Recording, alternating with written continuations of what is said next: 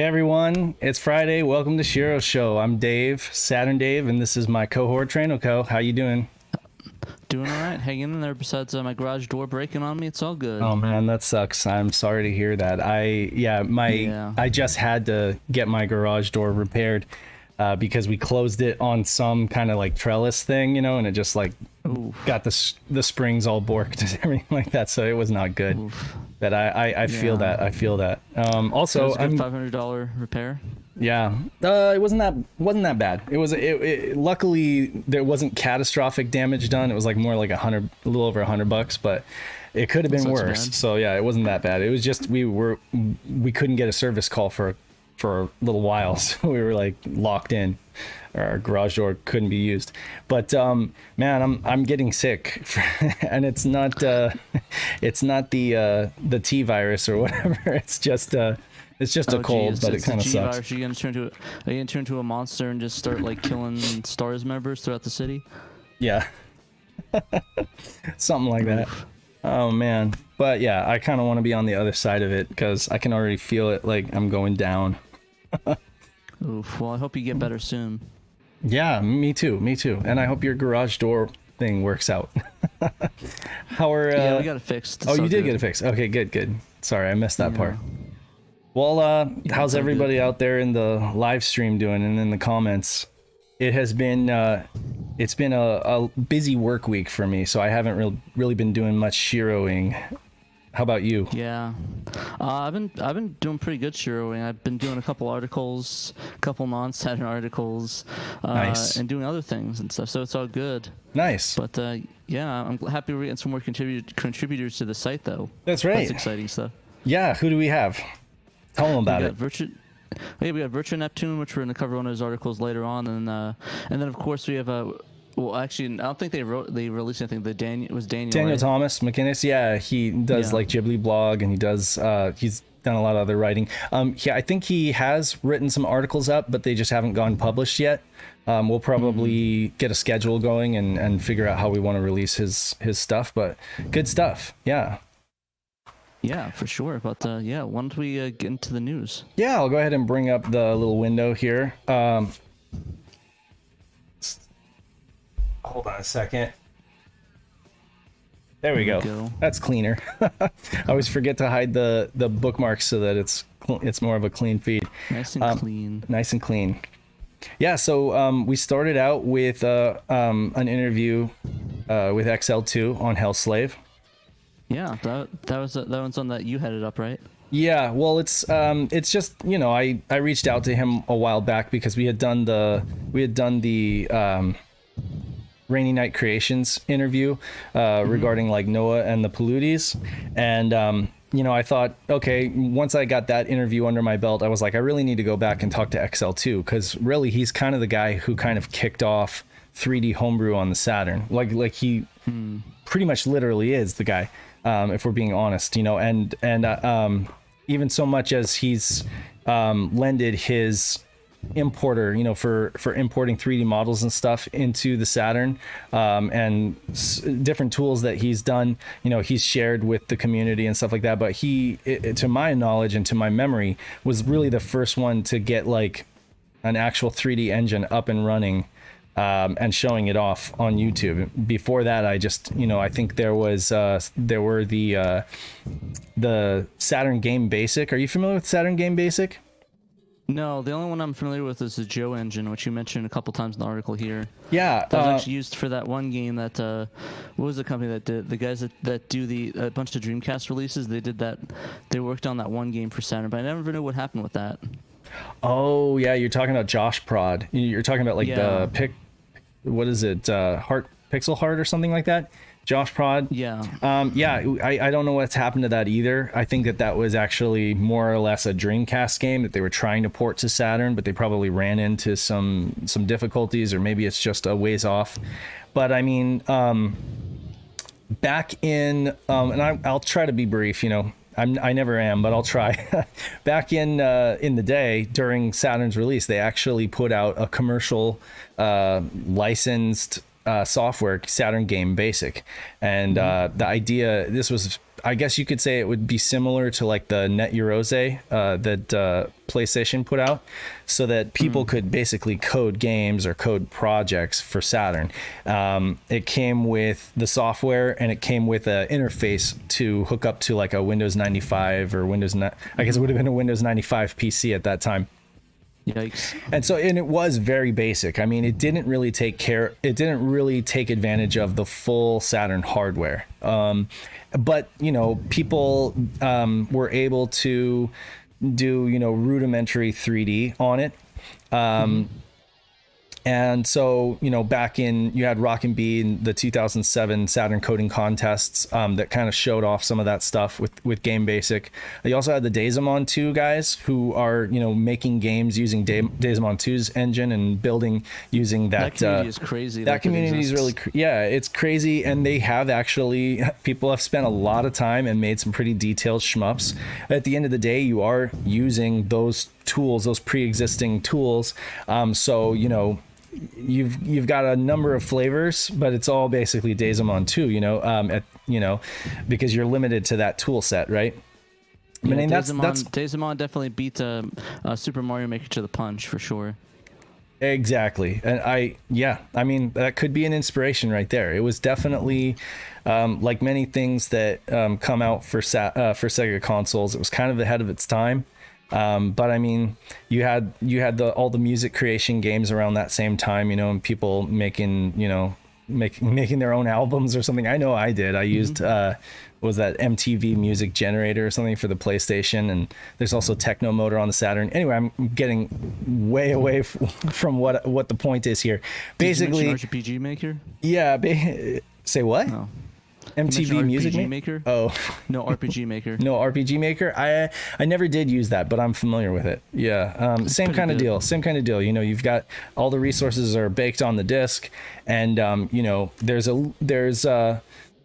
limitless possibilities, but they're not really limitless because you're limited to what's on the disk, you know. But anyway, fast forward to, you know, around 2015 when Johannes Fetz released the engine, Joe engine that you heard about, and we would hear about XL2 downloaded it, kind of got it running, learned at that point how to like code in C and everything like that, how to compile a game, and it's pretty easy. It was an easy entry point into getting involved in Saturn programming, but not exactly what he wanted to stick with, because, you know, he would run into obstacles when it came to performance, you know, and so he did have to move away to SGL and then ultimately his own renderer to get the kind of performance that he wanted to, and to really like push the Saturn. But what's really remarkable about this whole interview, I guess you could say the takeaway, is that he kind of got started in 2017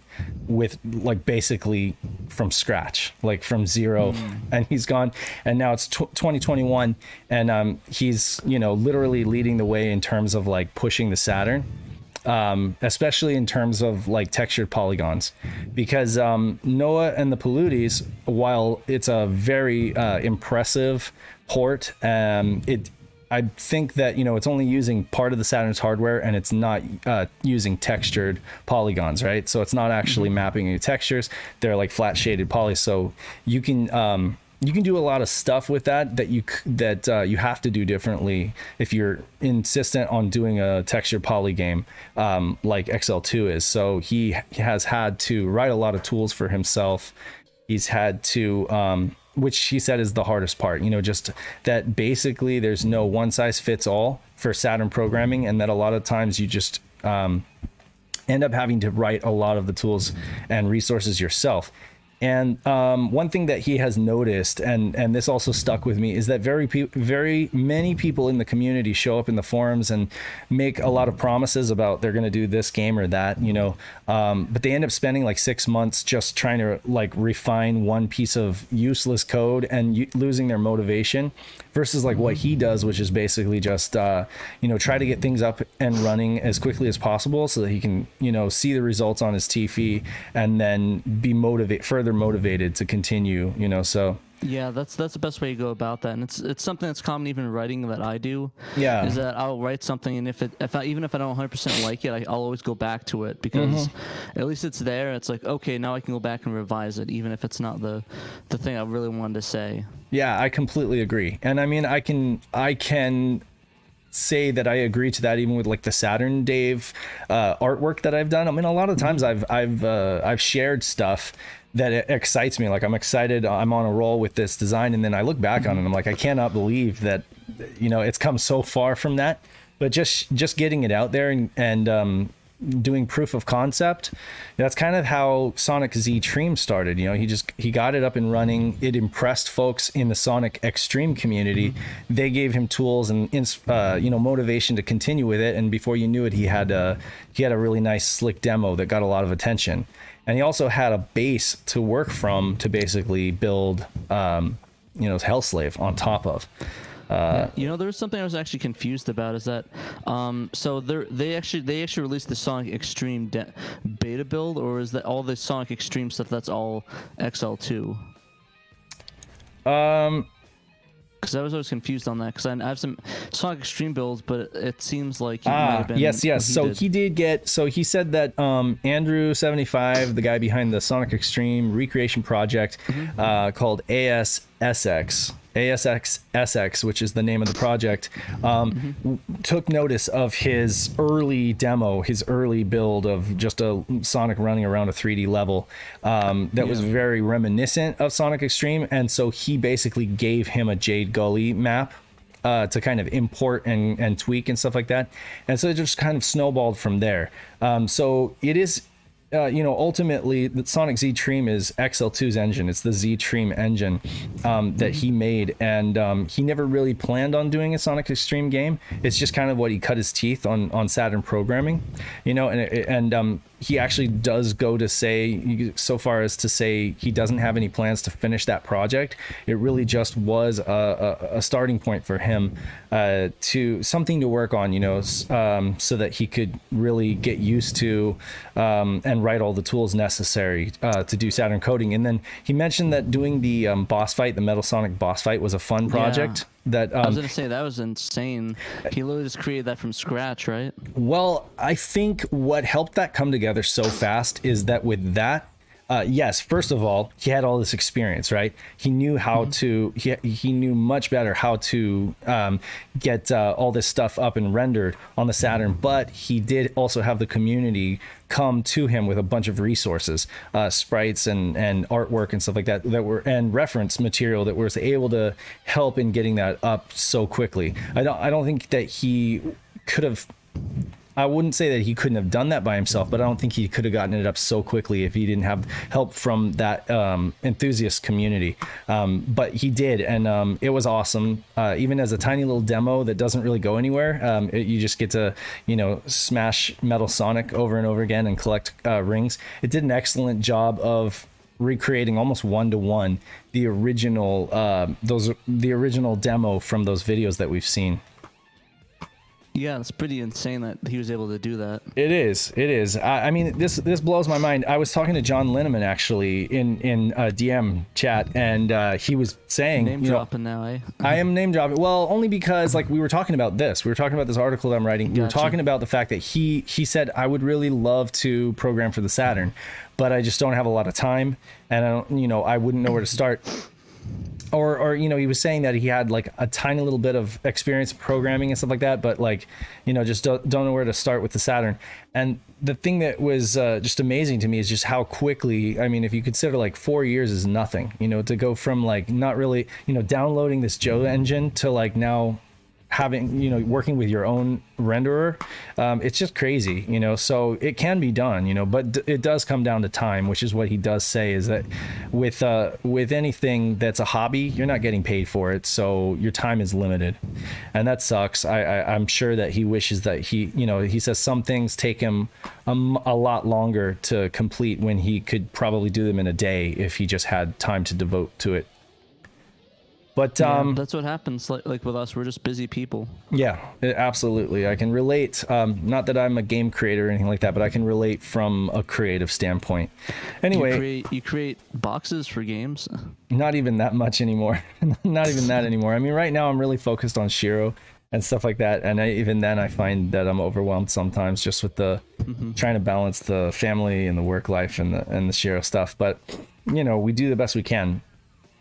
I guess what's going to really set his game apart, though, is going to be the 4-player split screen and split screen co-op. So he's going for split screen co-op, but also hopefully a death match and possibly online support. But that will probably be down the road because the way he's working on things is just adding features and adding and getting to the point where they're stable. So he hasn't really started fleshing out the game from a story aspect, but who knows? More people that the more people that get interested in this project, the more people that maybe come volunteer help, you know, in terms of art assets or in terms of story and stuff like that. Maybe, you know, yeah, he hasn't said that he's open to, you know, people contributing to the game, but who knows? Hit him up. You know, if you're an artist and you have time to like work on art and contribute, maybe that'd be something that he'd be interested in, and that might help the game take shape as far as like a, you know, cohesive gaming experience. But for now, it's a really awesome tech demo. It's probably the best FPS that I've seen on Saturn, to be honest. Yeah, actually, it made me fall in love with FPSs because I hate console FPS games. Is that just because of the controls? Yeah, the controls are just awful, and they're some of them are actually ham-fisted. just like downgrades. Yeah, like I mean, when you're going from like a massive PC to like laggy game, like do mean play it perfectly on anything, but Saturn, even like on Saturn or the 3DO, it runs like just garbage. yeah, you are not kidding. It was the Jaguar, I can't remember. Let me know if people in the comments say that there's any latency or weird stuff going on with the stream, because it does say we have some drop frames, and I'm not sure that there's much I can do about that. But yeah, we'll figure anyway, it out. as for gameplay, you know, he has everything needed for a Power Slave type game, but he says that he might just go with linear progression, just because that's going to make for a more smooth experience without, you know, relying on any kind of tedious backtracking. And yeah, you know, making further improvements to the game. You know, again, talking about the no one size fits all for Saturn. So if you were to start writing a game today, you'd probably have to write the necessary tools yourself. And you know, Walfredo spoke to that as well. Rainy Night Creation said that's pretty much the case with Saturn stuff. You got to write your own tools to you know, accommodate the kind of game that you're making. You know, hopefully that's going to change, you know, as the community grows and maybe open source resources. I know like Pona has written the Pone sound or Pona sound or whatever driver for sound, and there's a couple other drivers being written and stuff like that, and you've got the y'all open source engine, so could or sorry, not engine, but like graphics library, the y'all library. So as more open source resources become available, maybe that's not going to be the case. Maybe it's going to be an easier proposition, but for now, yeah, it is complicated, and he says so, that his engine is incredibly complicated, so it would be difficult for him to like share that information and have anybody else like run with it. But anyway, thank you. I just want to say personally thank you, XL2, for giving me all of that. That was a lot. Like, you really didn't half-ass it when it came to like answering these questions and giving us a lot of information, so I really appreciate it. And I really hope that folks who are interested in this and interested in the Saturn's hardware will take the time and read the article. Yes, for sure. It's a really interesting article. I need to go back and read it again, because it's a lot of stuff that just a lot of detail he went into it. It is, yeah. It's like one of the things you got to read a couple times to get everything. It's like a good book. Yeah. And I mean, I've read it a couple times, not from a like I'm reading my own article standpoint, but yeah, just to glean, just to be able to absorb all the information that he put in there, because he really did go all out and do a good job answering my questions. So I really appreciate that. For real. Moving on, I'm gonna let you take this one. This is Castlevania Resurrection. I don't even know where to begin with this one. This one has been, saying it's been a roller coaster would be the most understatement of the year. My goodness, yeah, like, you're not kidding. It is crazy. But for those of you that don't know, we've done this. I think did we do 1 or 2 shows about this? It seems like we've done. Yeah, we've at least mentioned it in 2 weeks now. It's almost been. Yeah, this is week 3. But essentially, if you don't know, some guy put Castlevania Resurrection, a unreleased Dreamcast game, on eBay. It went up to like 20 grand when he posted, "Oh hey, I'm gonna dump it, so don't worry." And then it went off of eBay, and was gone for like I think a week or two. And then just this week, like at midnight on Monday, Sega Dreamcast Info dropped the playable demo for it, a GDI and a CDI, on the archive.org website. And load up on a Dreamcast, and lo and behold, it booted up, and I was playing a really, really bad 3D Castlevania game. I told you. I said, "Oh my god, I bet this is." I said when we were talking about it before, I was like, I bet that this was being developed almost simultaneously with the N64 version, and that sucked too. Although the N64 version was better than this, if I'm being honest. Yeah, I mean, you could actually play it. To be completely fair, that one is playable. I mean, debatably playable, but I mean, at least that one's. It functions. It goes from beginning to end versus this one where it's like you'll soft lock in the floor, or you'll just lock up for no reason, or you'll crash the system, or you'll just have no idea what to do, and then you realize, oh yeah, none of the levels are linked, so I just have to like press start and load a different level. You're like, I'm going nowhere here.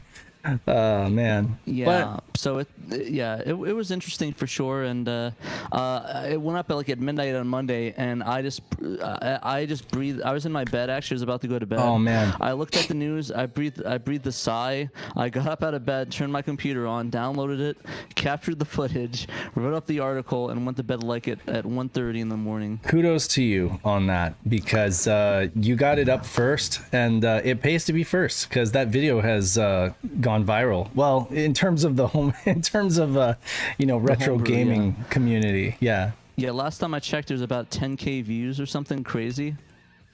That was my Dreamcast. Yeah. I don't know what just happened. Oh, yeah, that was about 10K views. It got a lot of comments. It was featured on Nintendo Life, and Pat the NES Punk actually used the video in his he does the video podcast, and there's like a little clip. I know it's mine because I kept getting killed and hit and destroyed, so I know it was mine for sure, and it was the first thing that pops up. Nice.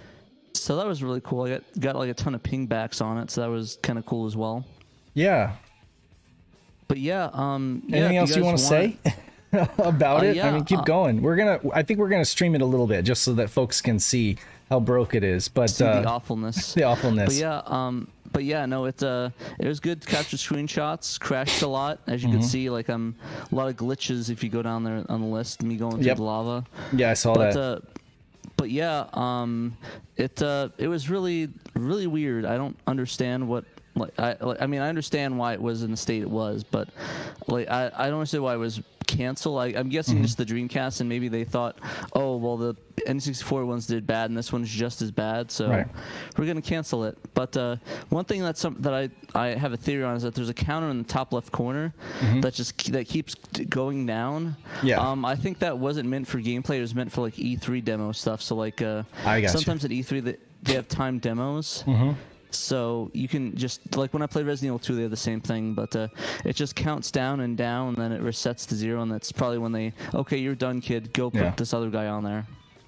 No, I mean, we're not looking a gift horse in the mouth here, saying that it's bad. That just because it's bad doesn't mean we want to stop seeing these kind of things. It is history, and we're glad to have been able to play it. But I mean, it's what we expected. I don't think anybody expected it to be great because it got canceled, right? Yeah. Don't get me wrong. I really loved it. I loved it for the fact that it came out and it was cool to play it and experience what could have been. Right. But I mean, objectively, it's not that great. But I mean, to be fair, it's also an alpha build, so exactly. So I mean, apparently this wasn't even really publicly shown at E3. It was like shown behind closed doors at E3. So I mean, that tells you that they were like, if they had an opportunity to show this off and build, promo, build hype for it, I'm sure they would have. But they probably decided, this is not even something that we feel comfortable showing off at E3. It's just people will get a bad taste in their mouth, is what I'm thinking, But anyway. Yeah, our contributor Richard Neptune actually did an article about his experience playing the game. Yeah, he And did, and he went into detail too. It was really good. Yeah, he got a lot farther than I did because he had a lot of he ran into a lot of the Medusa. I didn't hit the Medusa for some reason. I don't know why I missed that. Yeah, Castlevania Resurrection, irony kills. I guess the irony being that we all this drama, all this back and forth, we get it, and it yeah, it's ironically kind of falls flat. Yeah. Falls flat a bit, but yeah, he had some really good screenshots, good experience on it. I would recommend checking out that article in depth. I'm not gonna go note for note through there for on the show, but like I said, check it out. It's a really cool read. It really gives his perspective. Like it feels like you're there with him playing it, which is what I really like about the article. It's like you're sitting next to him and you're like looking at him play, except on the internet and in text. Exactly. And if you have no plans of actually downloading and playing it, or if you just can't right now because you don't have the discs or ODE or whatever, check this out, because he fills you in on each level: the courtyard, the stairs, even the hall, corridor, which you can't play on actual hardware. Right. Oh, is that really, that was just an emulator thing? Yeah, because it requires the SaturnDave RAM space. Oh, okay. And because that's not on a Dreamcast, it fails to load. So Corridor does not load on. I'm hoping they fix that eventually. I mean, it'll be the most underwhelming fix of all time. Sure. Play. Yeah, so you can see them. It's crazy what we do just for like, you know, we were so excited to get all of those prototype builds. It turns out they're like really terrible. Like, but you still want them, right? You know, you still want that magic, exactly. that terrible. It's fascinating. It is fascinating. Yeah, it is. And I mean, I'm a big fan of, like, it's like I don't know if you do this, but listening to like the outtakes and the demo stuff for like the like bands like the Rolling Stones and the Beatles. Oh, absolutely. Yeah. Like I must listen to the Beatles anthology 1 through 3 like at least 5 times a year. Absolutely. Just because it's so cool hearing the beta songs, the demo and all versions. the posthumously released stuff for like Nirvana, you know. Exactly. Penny T. Royal, and you know, just there's so much good stuff. Yeah, I am very much into that stuff too. Well, you know, it's 104, so we probably scoot on, and I'm gonna have you cover this one too, because I know you're a big shmup guy, and you wrote this, did you not? Yes, you did. I'm a big fan of cotton. I wear only cotton clothing. I'm all about that cotton life. But anyways, really hot off the reboot of the cotton reboot, which happened around February. They released a 30-year. They're going to release a 30-year celebration about cotton. No, sorry, they are celebrating 30 years of cotton along with that by releasing this collection. It's called the Cotton Guardian Force Saturn Tribute bundle. So it's Cotton 2, Cotton Boomerang, and weirdly enough, Guardian Force. I think Success did a Guardian Force, right? I imagine they have to be if it's on here. Okay. Yeah, that did strike me as weird at first. I was just like, okay, but I get it. Yeah, I'm guessing maybe that's like a, hey, why don't we just have a whole Saturn collection? But it's cool. They're dropping this in October of, I think it was October 21st, I think. But yeah, it's somewhere in October. But basically, they're going to So in October, it's September 30th. They're dropping this bundle and a regular and special edition with the cool posters, a CD, some music CDs, and some cool packaging with that. So yeah, it's really cool. One of the things that people are intrigued of is that they're thinking, oh, I guess they're guessing it's based off the Saturn architecture, the Saturn versions. But I mean, if you think about it, all 3 of them are on the STV board, which essentially was a Saturn system. Yeah. So essentially, I mean, it's going to be arcade perfect. Yeah. Well, I mean, if they implement it right, it'll be arcade perfect. Right. And they'll have the bonuses on the Saturn versions as well. Yeah. Which I think is kind of cool to include with that. Definitely. And I actually never played Guardian Force, so I'm gonna have to try that out once that drops. So will you be getting this on Switch or PS4? I already pre-ordered it for Switch because I have the Cotton Reboot Edition on Switch. Let me go get that real quick out of the box over here. Yeah, I like the look of the Switch. There we go. The Cotton box Reboot. anyway. Oh Nice yeah, there you go. Cool little box thing. Cool. This little nice collector's edition. Wow, you went all out. You got the collector's edition. Nice. it's a cool little box. Oh, it's green screened it out. Oh wow. Well, no worries. That's kind of funny, actually. Yeah, no worries. I think we got the idea. But yeah, the idea that it's I gonna have key it on out Switch. anything green or slightly blue. It's gonna key it out. Yeah, but yeah, it's really cool. I pre-ordered the Switch special edition of that, so that should be coming sometime. Maybe I think it said October like 2nd for me. Yeah. Because of course the shipping overseas. But if you want to pre-order it, you can get the regular and special edition for Switch and PS4 on Amazon Japan, and they do ship to America. So you can get them through there, and they ship pretty fast. Like it's probably the fastest that service you can get it from in Japan. Nice. But Strictly Limited Games did a limited edition of Cotton Reboot as well, but I don't think that's released. It might be in English, that one, the Strictly Limited. So I actually might need to pick that up because the one I have is in full Japanese. Gotcha. But yeah, this is probably going to be in full Japanese as well, but I mean, they're already in full Japanese anyways. So, I mean, if they could translate it and get English text in there, that'd be actually pretty sweet. Because, I mean, they already have the Cotton 2 translation, right? Yeah. For Saturn, so maybe they can work out a deal and get that going. That'd actually be kind of cool. That would be cool. So, Maybe we'll anything have else you want to say about it before we move on? Play Cotton. Play Cotton, yeah. 2.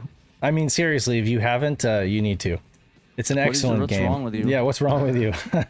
Yeah, no, but I'm pretty sure Cotton. everybody watching this has probably played Cotton in some form. If you haven't, you really should. Yeah. And you can buy it on, I think it's on the Switch eShop and PS4 shop, and you can actually get it on, like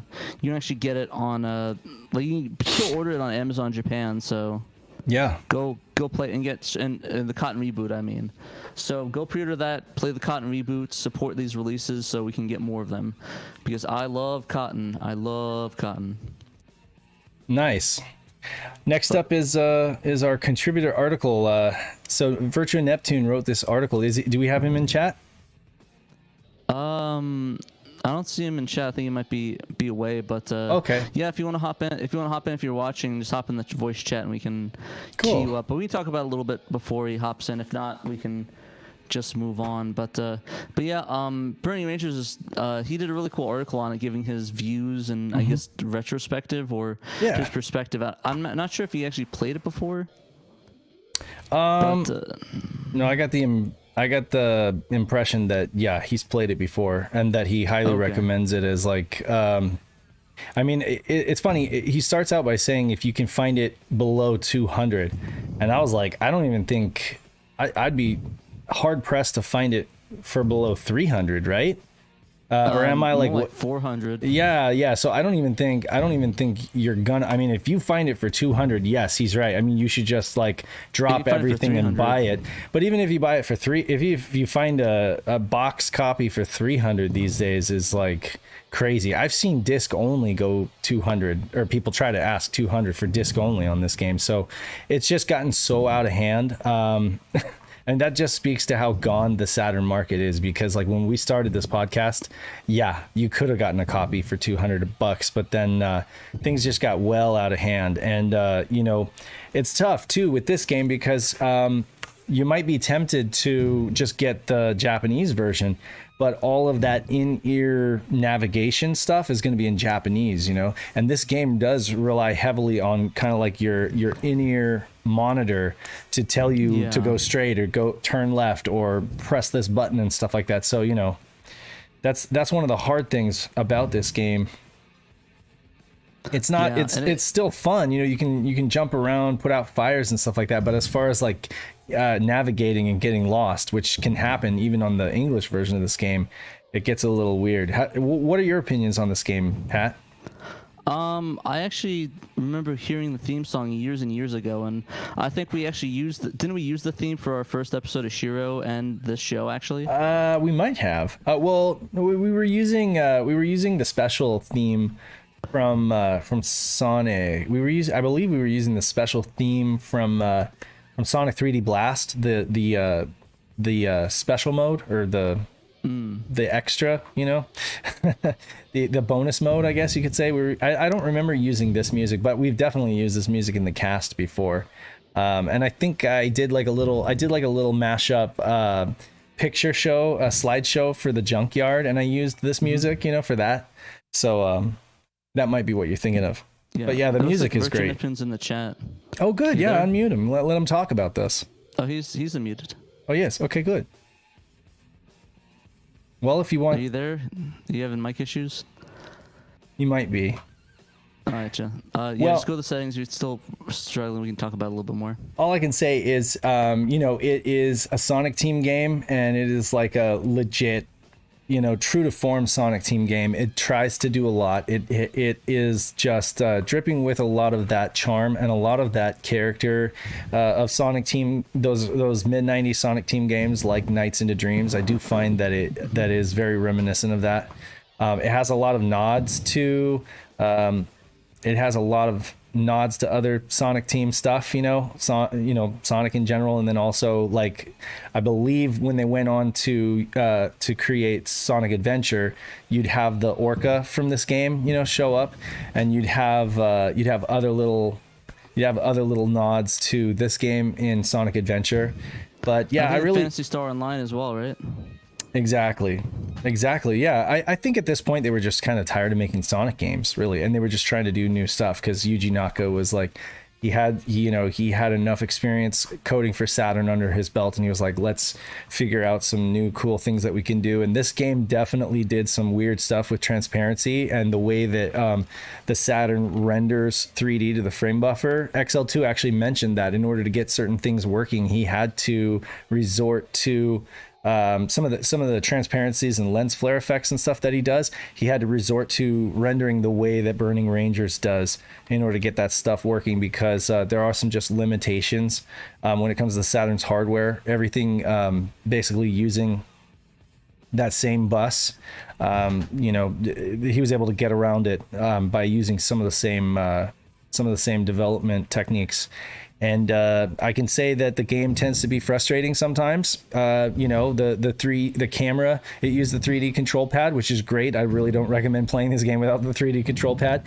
But be that as it may, it was early as far as 3D platforming goes. And yeah, they were still, I'd say all things considered, it's a hell of a lot more playable than like Croc, which I also love Croc, don't get me wrong. Ooh, but burn, it's a hell of a burn. lot more playable, but that camera does tend to bite you at times. You get in those sticky situations where you're caught on a corner and you're clipping on something, and it gets frustrating at times. And then there's the in-ear navigation. But I think all things considered, this game is pretty classic. I mean, you know, it's a Sonic Team game that is well worth owning on the Saturn if you can, and even if you can't, it's well worth playing.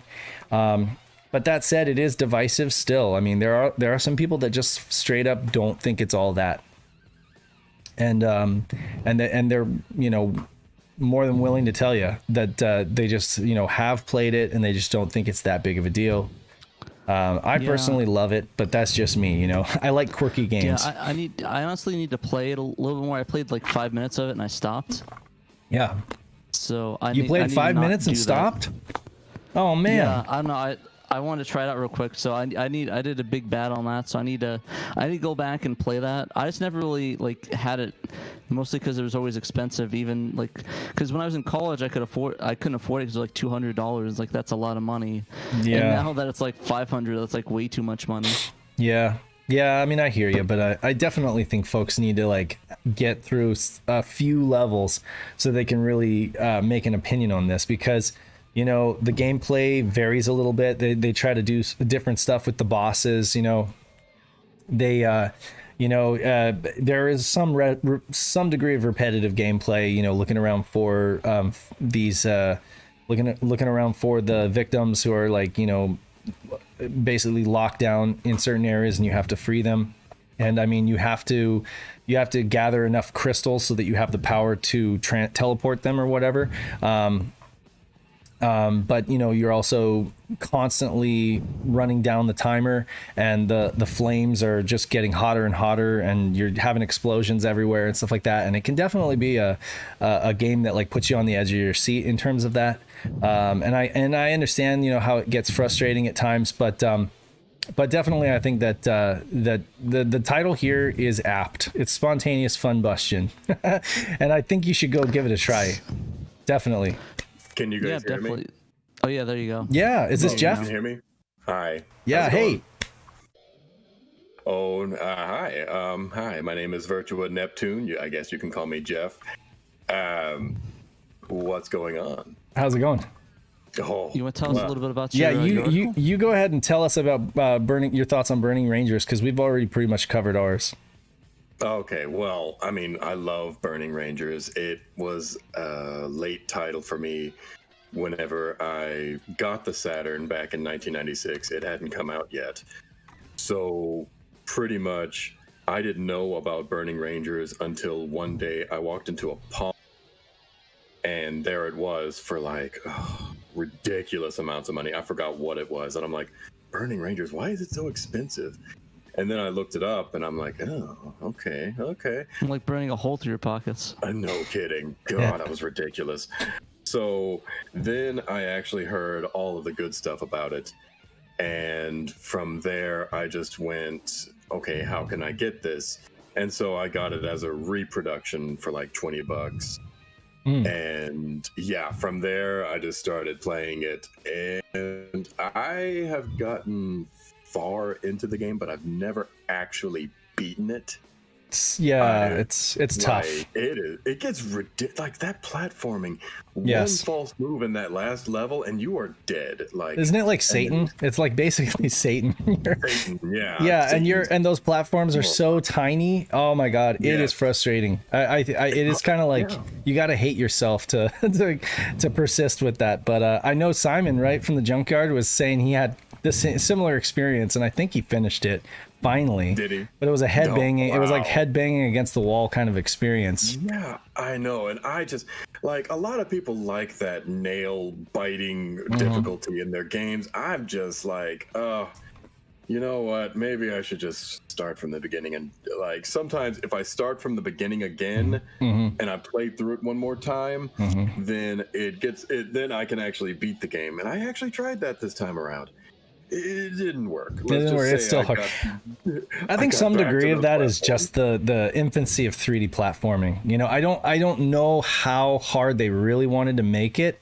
I think that at the end of the day, that plays in just the difficulty of getting that camera and making precise platforming jumps was just so much harder, and they've really worked it out since then. But yeah, it was early days. Yeah, they have. Yeah, it really was early days. I mean, they probably wanted to do. That's probably one of the reasons why they went the direction they did with Knights, because they were like, you saw how Sonic handled, right? With the little extra character in the Knights engine, and you're like, okay, let's just make it flying, because then it's like so much more loose as far as an interpret. Like if you fly through a ring, you've got a lot of play, like to get through that ring. It's much more forgiving, but yeah. But I I do like it. understand, it's a lot harder on the system to make Knights flying. Yeah. Like they had to actually pull the whole system and then pull it back and then just keep pushing it until it was just that right size. It was hard on the system. Saturn was one of those early 32 bits, and Knights was so open-ended. It was ridiculous. Oh yeah. And when you get a bunch of meat, go ahead, Pat. I was going to say that for the Burning Ranger, I just thought about this, that it was really their Sonic team's first forte in actual voice acting, like stuff that's like predating Sonic Adventure. And I actually kind of like the voice acting a lot better in this game than I did Sonic Adventure. Yeah, me too. Actually, it actually played pretty well, especially whenever you hear the voice all throughout the game. Like, are you talking about Burning? You're talking about Burning Rangers. Right? Yes. Yeah, Burning Rangers. Yes. Like you hear the voice all throughout the game, and you would think it would get annoying. No. But like you just press a button and it's like, okay, go up. It's like, okay. Right. It's soothing. Unlike what is it? Unlike Bulk Slash, sorry to say, which is like it does get grating after a little while. As much as I love Bulk Slash. The voice navigation does get kind of grating to a certain degree, and I don't find that that's the case with Burning Rangers. But one thing I will say, Pat mentioned this kind of like vibe that it has with PSO, and I definitely agree that that's there. Maybe it's a je ne sais quoi, maybe it's like a intangible, but you feel it. Like you feel it in the music, you feel it in the model designs and stuff like that. You feel that there's this common link between PSO and you got the email system. You know, tell us about the email system in Burning Rangers. Oh, the email system. The email. Yeah, that was I never really used the email system. You didn't get into all the extra stuff? Not really. Like I said, I am kind of a newcomer to this game for the most part. Okay. I've mostly just played the story mode. Right. But I mostly I've played a show, but I prefer Tillis. Sure, yeah, and I mean I can understand. I think she's the easier character. It's kind of like picking Claris, right? In Knights, it's a little more straightforward. I find that it's harder to control. Yeah, it's more like Jill in Resident Evil. Yeah, no kidding. I'm not sure about the characters, but I think I picked the one that the Trekkies has his avatar of. That's Show. I don't know exactly who that. That's Show. Yeah, that's Joe. Yeah. I pick him mostly because of Trekkies. So. But yeah, so Reader's Digest. If you go into the options, or if you go into like the extras for the game, after you rescue people from the station, they send you emails, and sometimes there are some really crazy. Sometimes there's like little Easter eggs, I guess, or like nods to like the staff that made the game, and then sometimes there's just some really weird, kinky stuff in there. It's just weird, and it's very much a Sonic Team kind of thing. I think it adds to the overall experience, and that's the thing with Sonic Team games is they always give you a little bit of extra. They always give you some extra stuff that's not really talked about in the manual. You know, you just kind of have to discover it. So half the fun. That's half the fun, and I definitely think it adds to the experience. So yeah, you should check out those emails. I really should. You know, I mean, I didn't get too far into that. I was mostly playing it this time around to write the article. Yep. But yeah, so like spontaneous fun bustion. Honestly, I forgot how I thought of that. But I like it. Anyway. I like it. It's apt. Yeah, I like to give all of my articles little titles like that. I like to get a little creative with that sort of thing. Cool. Yeah, but anything else you guys have before you move on? Well, just folks should check out this article. It's not a long read, but it's good. And definitely if you find Burning Rangers in the wild for $200, don't even think twice. Just buy it.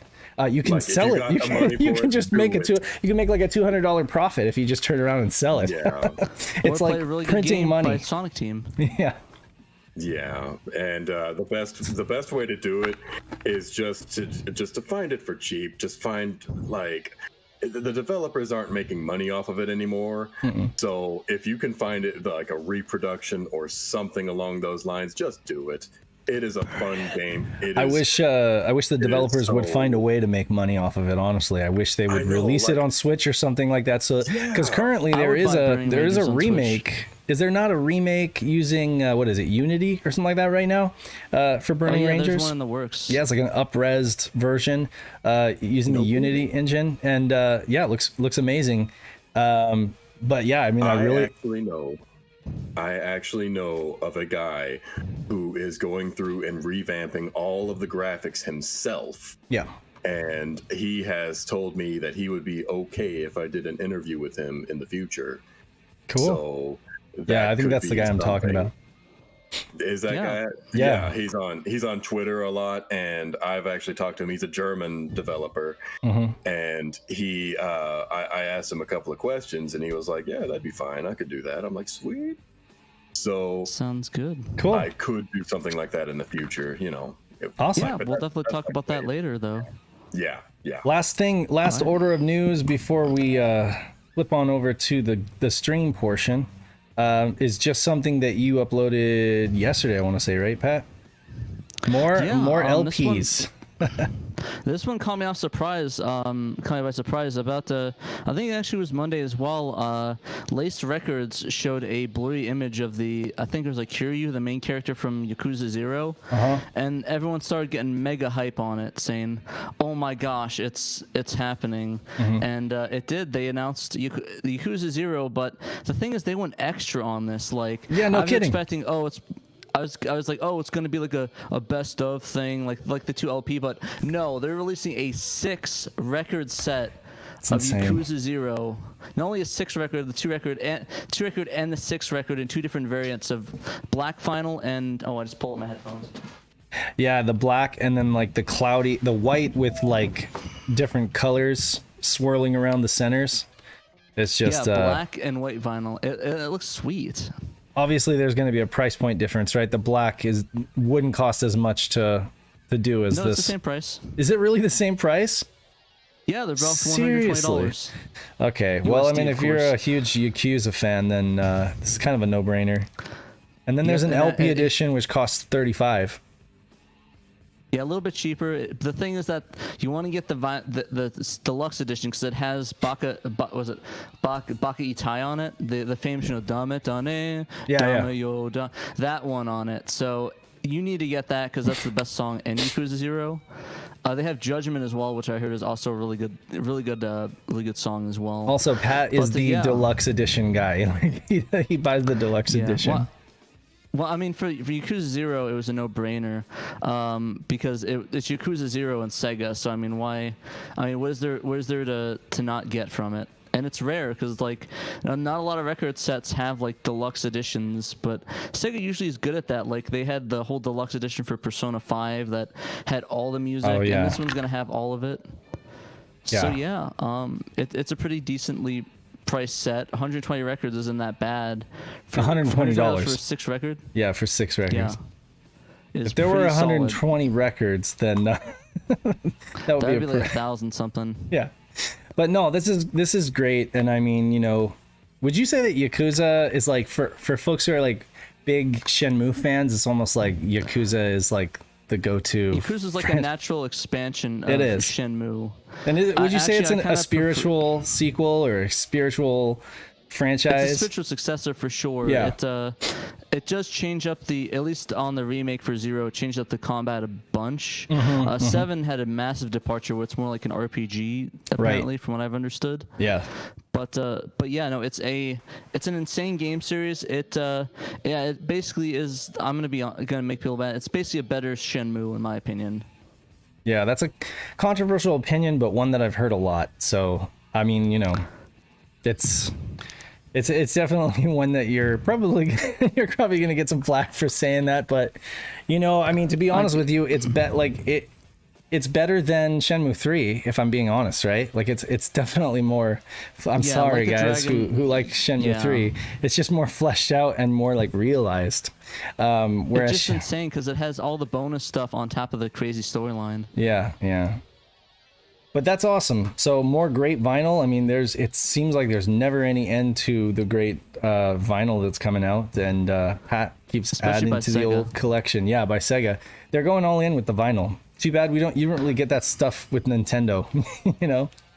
Yeah, Nintendo's like, nah, fam, we ain't doing that. I mean, seriously, if they released like a deluxe Mario set of vinyl, you know that would be just like epic. I mean, that would be selling like so well, but they just don't do that. That's not what they go in for. So the only closest thing we have for Nintendo that's official is a Splatoon 2 promo record for media, right? And then Mother 1 and 2, but that technically is Sony records, so they're able to skirt by that. Like, that's basically barely. why it exists. Yeah, it wouldn't if it was just Nintendo. You know, it wouldn't. Yeah, but no, I'm super excited. I'm glad Sega is open to doing these crazy projects and cool sets. Yep. Because I think there's a big market for it, and it's sad that a lot of audience really can't get a lot of Nintendo stuff that way, and has to be made by bootleggers, and you have to pay exorbitant amounts on eBay for basic records. You know? Seriously, couldn't agree more. But yeah, no, we're just glad that Sega, which is like our main interest, that they are interested in giving the fans what they want. So Yeah. And if you need a recommendation for Yakuza, if you never played it before, do play Zero first, because I think that's a natural. yeah, And Zero or Kiwami or you wouldn't just Yakuza go Kiwami, like which to is a the remake of one. OG on PS2. You wouldn't go back that far. I think they've done some changes to that makes that are a bit controversial, and they removed some things from the original games of those to make Yeah. it more Americanized. So I gotcha. I think if you want the best experience, I definitely think you should pick up Yakuza 0 or Yakuza Kiwami to try it out and see what you think about the series, because that's going to be the best of the best. I gotcha. And they're also on sale according to James Oliver. So if you, I mean, like $3 for like one game, I mean, why not? Yep. Take the risk. That's like half a sandwich. Cool. All right. Well, I think that's about it. wrap it up for us, and we'll scoot on over to the stream. All right. Well, thank you for watching the SHIRO show, the main news portion. Definitely check us out on YouTube when we go live. But yeah, for everyone's listening and watching in the replay, see you next week. See ya.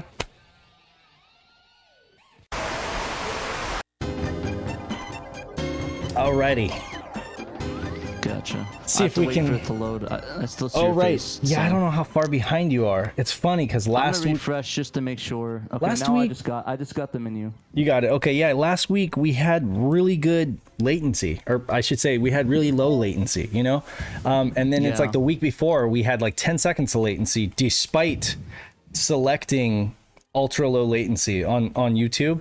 And we're not the only ones with this problem. Like, let me unmute people. Sorry about that. what was it? I completely forgot to do that. Corey from so Corey from My Life in Gaming, right? He did a recent Let's Read with Classic Gaming Quarterly, and they started out the thing by saying the exact same thing. They're like, from week to week when we stream, it's like 1 week you'll have low latency, the other week it'll be on tape delay. You know, like the color commentator won't know what he's commentating on until like 10 seconds later. It's just crazy. It is what it is, though.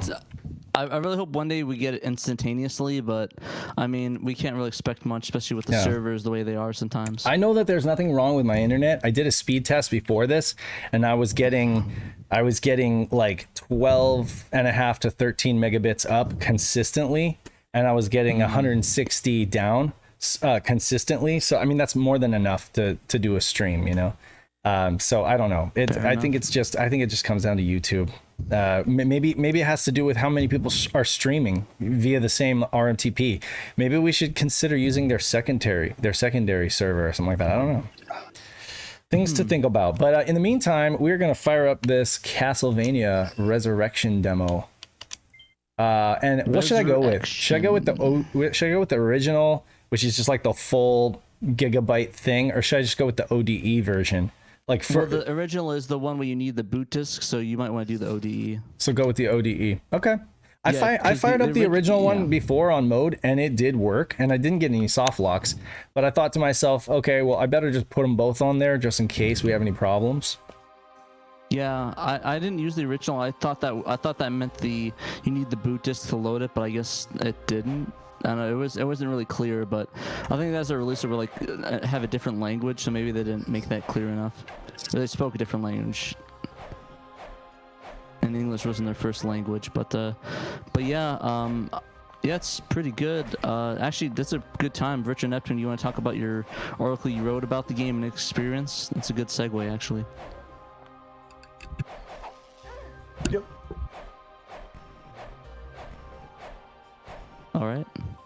Okay, well, Pat, tell me, what am I supposed to be doing here? Okay. Well, what am I supposed to be doing here? Am I just supposed to kill everybody and then like move on? You can literally just move on. I don't think there's any way to Are trigger these a different room switches? thing. Are these like lights? Are they switches or Those are they candles, just? I think. They're just candles. Okay. Well, then Yeah, you just get. we'll get out of here because he's doing the Emperor Palpatine on me right now with the electricity. Unlimited power. Unlimited power. Yeah. God. And you're like, I'm too weak. I'm Samuel L. Jackson. I'm like, yeah, I'm then you too die. weak. I can't. Yeah. Oh my God! I Like, hated that movie. there are so many memes coming out for that movie now. It's like Oh the man, there's a whole video on that. It's like Yeah. it's like Star Wars series, but it's only the memes. well, it's really that final. It's really Revenge of the Sith that gets like memed the most. Yeah, I guess there's that's just so much good meme crazy. material in there. Yeah. Yeah, man. That has nothing on Rise of Skywalker though. That was I getting suppose that's true. ridiculous. Yeah. Oh my god. So it's there are so treason many memes then. for that movie. I can't get to this guy. I cannot get to this guy. You can't, there's a set of stairs on the other side. You can. Is get it to him. really? I could. Okay, so Yeah. I didn't I see. didn't see a set of stairs behind him. Okay, You have is to it go all the way. You have to like go all the way around. all the way around? Okay, I'm going all the way around. There should be a way to jump up there and get to the stairs. Show me and these then stairs. you can Oh, you know what? You're totally right. There is a set of stairs, and I totally missed that. Look at that. Wait, that's not the one I was thinking about. There's one that you cannot get to no matter what you do. Yeah. Yeah, Okay. No, this was another staircase. You know, somebody mentioned that this reminded them of Bloodborne, and I was like, you know what? I actually got the vibe of like Bloodborne, Dark Souls from it. To be fair, if you take Castlevania and you throw a bit of Ninja Gaiden in it, you've got the. You know soul what, guys? Fair enough. What? I need to change the console. There we go. Now it's appropriate. Oh, I was like, wait, what? Yeah. I don't thought think you you were- can get back to the game, bro. Oh yeah, I can get back to the game. Press start right here. Uh-huh. Either But press. it starts you from the beginning. No, well that's fine. It's not like there's Okay. that much to this game. Right, I know. I'm just saying. I'm gonna press go start, auto you seek. go back. I'm gonna actually just bypass all this crap and go straight to these stairs that Pat just pointed out to me, because like before for some reason, it could have been my CRT warming up or it being kind of dark, but I did not see those stairs there. Oh, there's another set of Yeah. stairs right here. Cool. All right. It All took the me a second stairs. to find them too. Yeah. Yeah. Oh, more Emperor Palpatine, more lightning, Force lightning. Oh, and there I can get to the dude now. Skywalker, what are you doing on my? Join us. Yeah. Die, Skywalker. I regret the stream already. I mean, come on, like This was a mistake. if you're gonna play this game, as broken as it is, you might as well Mystery Science Theater it. Yeah, Yeah, I guess that's gonna that be makes half sense. the Is there fun of not it, a yeah, absolutely. is there not a camera control to this thing? Like I'm using the bumpers, the right and left triggers, but I'm not getting I any think. kind of like. No, there. You can look forward, but that's only whenever you press like Y or something. That's Okay. it. Yeah. Oh my God. So the camera, like literally, so there's no seek. I take it that auto seek is kind of like puts the camera behind you, I guess. I don't Pretty know, much. but it's weird. There's a Like, there's a free moving camera too. You can move around. I just don't know how to activate it. Oh, yeah, is there? I didn't see that. free moving camera, eh? Okay. Yeah, that's what they had the video of that on the for the trailer that Dreamcast Info dropped. Oh my God, I'm just getting my ass handed to me here. Yeah, see, I can't put the camera behind me so that I can look at my platforming here. Because there's something there that I can jump to, maybe. Yeah, it's kind of weird. Like, There's a literally, roof if right they there. just let us take control of the camera, that would have been amazing. I am in a back alley Oh, of some you just kind. fell behind- You just soft lock yourself. Yeah, look at that. Oh, nice. I can Enjoy get back. that soft lock, my friend. I can get Oh, back. yeah. I can get back. Okay, here. Oh, now it's loading. No. Okay. Yeah. Oh, hey, there's a little set of stairs here underneath here. The game bugginess is going into the stream. Like the stream is like it's like has the thing saying that it needs to load. It's All right, so if somehow I just bugged. stand, here, I'm okay. But I'm telling you, the But, game glitches are half the fun. yeah, no, like this. See, I'm standing on something now. I'm standing on a whole lot of black. Okay, there is a pair of stairs here that I can. So yeah, let's just get out of here. Let's go stairs. Yeah, somebody talking about Sakura Wars or Sakura Wars. I keep saying Sakura Wars, but I actually started watching Sakura Wars. Speaking of glitches, and Soccer I was like, Wars? oh hey, they have Sakura. Yeah, Sakura Wars. Soccer Yeah, Wars, the number There one actually is a bunch football of soccer RPG. anime. Yeah, but Oh, you went to the stairs. Oh, nice. But yeah, I tried to watch it on Funimation, but every time I hit the English dub for the first episode, it would just crash the browser on me. It's like Yeah. thanks, Funimation. It's like you're not allowed to watch the dub, watch the sub, you pleb. It yelled at me. It's like no dubs. No, it's Only Crunchyroll, subs. you said? No, Funimation's app. Oh. Is that Because they have the dub. Well, they I'm have the basically dub, but almost I wanted dead. to watch the dub just so I can. Because I've been playing the Castlevania, or sorry, the Sakura Wars for the PlayStation 4. But I wanted to see what it would be like dubbed to see how they interpret it. Because that's what I find interesting. I Running usually a play sub, but I zigzag. love seeing the interpretations. So I was like, oh, just check out the dub, and yeah, it didn't let me do it. So I guess sub only for me. Yeah, the best dub I ever saw was Cowboy Bebop. Yeah, that's the definitive one for sure. Uh-huh. Come on. It's amazing how I that. love that one. Yeah. Oh, there's a bat. Oh. More Yeah. What were you skulls. saying, James? It's an impressive story how that dub came together. Essentially, the woman in charge of recruiting the talent had to fight tooth and nail to make it the way she wanted it. Oh, the Cowboy Bebop dub? Yes. Oh, that makes sense. Nostalgia for old dubs. In some ways, like Ryoko's voice in the Tenchi series, was just perfect for me. Okay, somebody's got to tell me though. I got to interrupt here. Do enemies ever follow you, like really stalk you in Castlevania games? Like that guy stalked me all the way up the stairs. I'm like, that would never happen in a Castlevania. No, usually if you pass them, they'll just no. go away. But I mean, this game probably is more brutal than it should be. Yeah. Yeah, you got to take the time and kill them all, unfortunately. Well, I figured, okay, I'll try the Resident Evil. I'll try like just avoiding them. See if that. Nope. No, they pretty much follow your ass. Yeah. Peter Gallo said the dub worked for me in the iOS app. I used the desktop app and it didn't work. I used like 5 different browsers. I don't know why. Funimation it doesn't want to work ever for me. We were actually joking in theaters. We went to see the Demon Slayer movie. That new one that new anime is based off of. It's based off the anime that they released of that. Oh, I didn't make that jump. And they showed an ad for Funimation. We were joking in the theater. That'd be hilarious if the projector just crashed instead. Because that app always just crashes on me. This is one of my Okay. favorite games. This is one of my favorite levels for the glitches, man. Oh, no Like those kidding. wizards. Look at this. I You can am walk, you can yeah. walk on the I am like float. Dragon Yeah. Ball Z right now. I'm just like floating in the middle of the Seriously. air, Super Saiyan right here. Oh, and look at them. They're going with you. Oh, wow. Yep. Wow. Oh, Outside Yeah. of Pokemon, I've only ever seen like one anime. It was the first My Hero Academia. Look at these guys. They're all like bunched up together. Oh, is that the one where they go to that? Oh my was God. it the one where they go to the He's, island, like, or is super that the one big. where it's like they meet that girl and they fight that guy? The one that's Yep. Die Hard. Oh, he actually moves for you whenever Hold you on, giant hold on. meat. What did you say, Stop James? moving. Yeah. It's like Die Hard with superheroes, the first one where they have to climb to the top to rescue All Might. His old Okay, yeah. So that was that was the first one. That one was pretty good. I watched that dubbed by mistake, but that's all they had when I went to the theaters.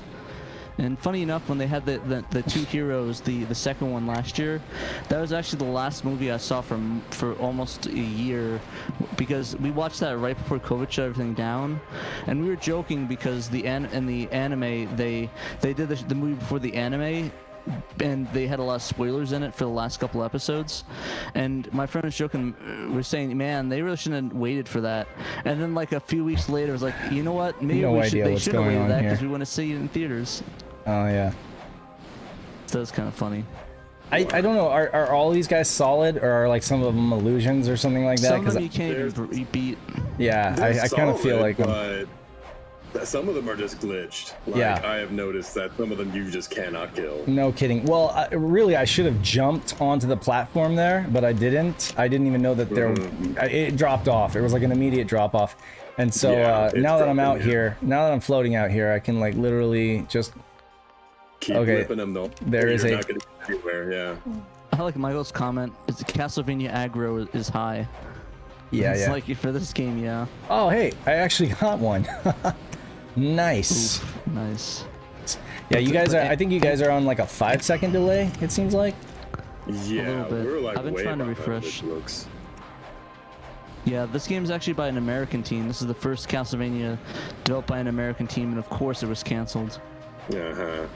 Well, I mean, the Of Dreamcast course. was at its end, so it happens. Yeah, there's a lot of factors. I think that's probably the main one though. Okay, Uh-huh. the ironic part about this is that I beat them, and now I can't really do anything. Yeah, you're 'Cause I'm kind still- of soft locked there. You Yeah. need to reset the level. Yeah. Pretty much, just jump over the broken bridge. That's pretty much But it. I can just like run through the floor here. Uh-huh. Yeah, that was in my latest article when And that do was some one of my clipping favorites. Yeah. clipping tricks here. I'm telling you, this level is just full of surprises, and I love it. Yeah, this is interesting Good though. ones? I love a good game clip.